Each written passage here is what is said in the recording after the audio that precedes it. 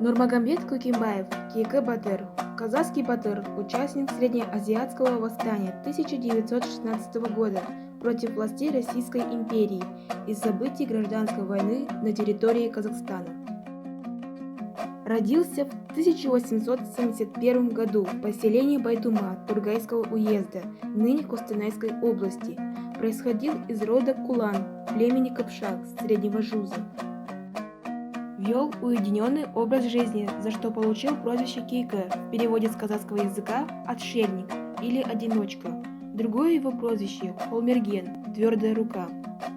Дружил с Амангельдой Имановым и Абдыкапар ханом, в дальнейшем сыгравшими значительную роль в казахском национальном освободительном движении.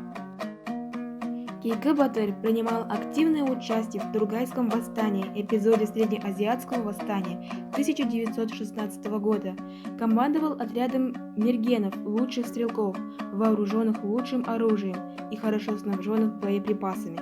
Отличился в Тугалском сражении, где был ранен, и в сражении на местности Киик.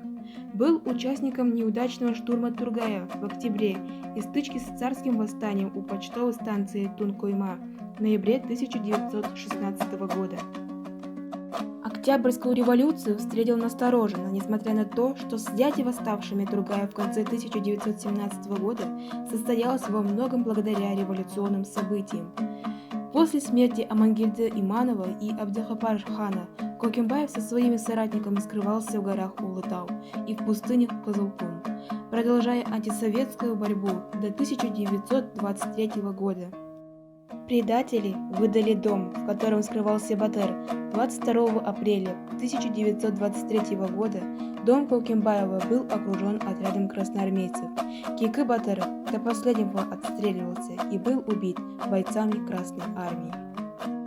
В 1996 году по случаю 125-летия Батыра был воздвигнут мавзолей в Амангельдийском районе Костанайской области. В городе Аркалык в 2010 году был установлен памятник Кейкэ Батыру перед зданием Краеведческого музея. В экспозиции музея хранится кебеже, принадлежавший семье Кокимбаева. В 2017 году на трассе Аркалык-Тургай построили мавзолей, где и были сохранены останки Батыра.